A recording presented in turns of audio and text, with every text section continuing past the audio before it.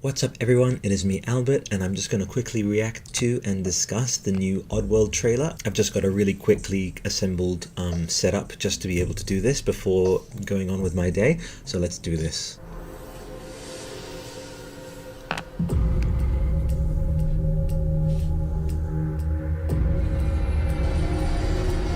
Quintology, baby.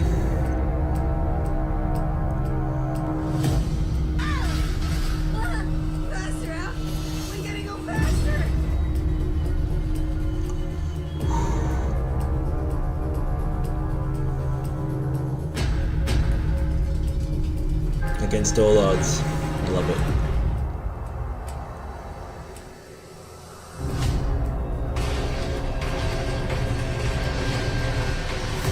Oh my gosh.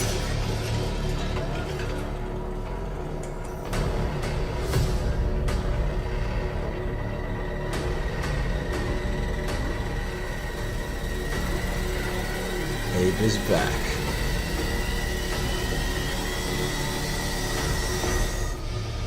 Incredible. Oh, I love the new logo too.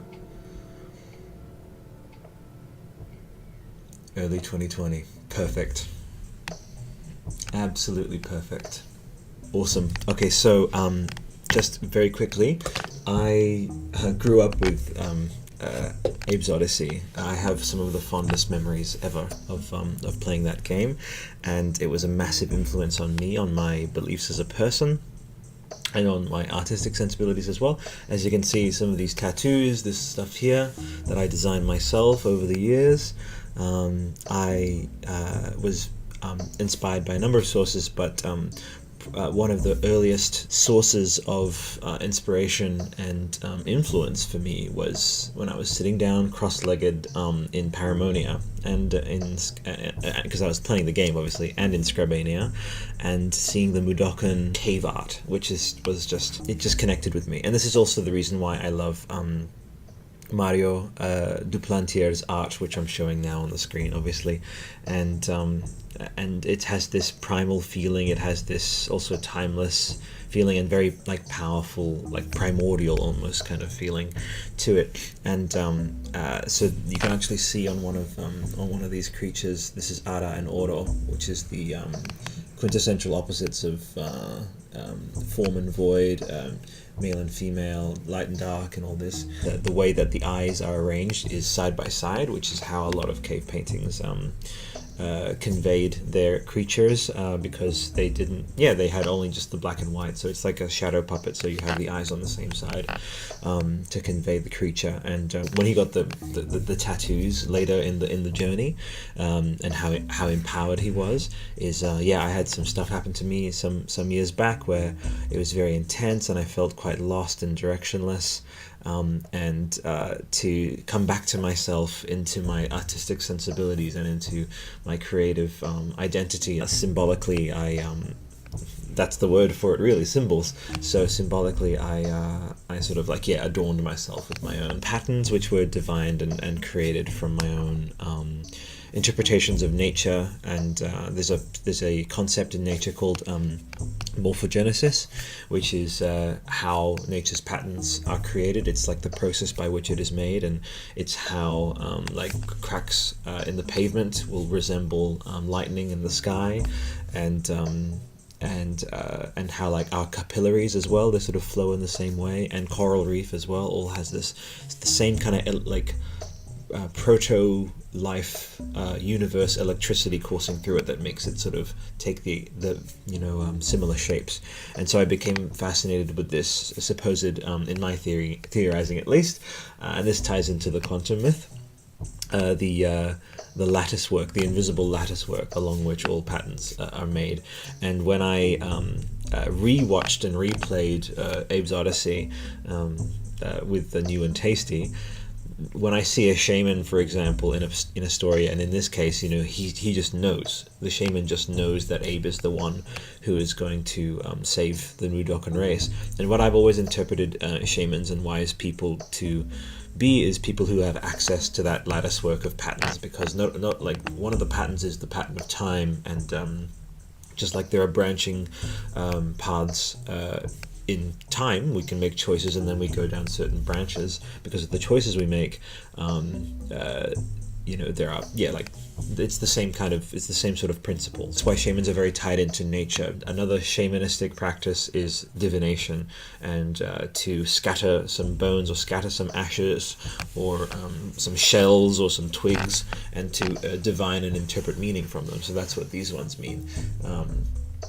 This is called Natural Forces, this particular work, and I designed it back in 2005 or 6, and I had it applied in 2007, and it strengthens my right arm, and this one is called Organopy, and it is as in organic canopy, and it protects. This one protects my left arm, and it empowers it as well.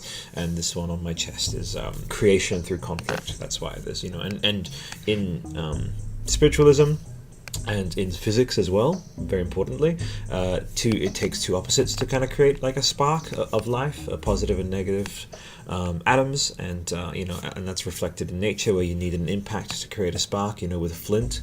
So this is all tying into what eventually would go on to shape like just the most core part of me. So Oddworld is right there at the very earliest, at the dawn of me shaping my identity was Oddworld, and was this story about listening to shamans and listening to compassion and listening to nature and respecting nature. Most importantly, that's Lorne Lanning's career-long message has been to respect nature and her power, and to not deign that we have ownership or least of all control over nature and our world and our world's resources, because there's a karmic deficit that is being created by doing that.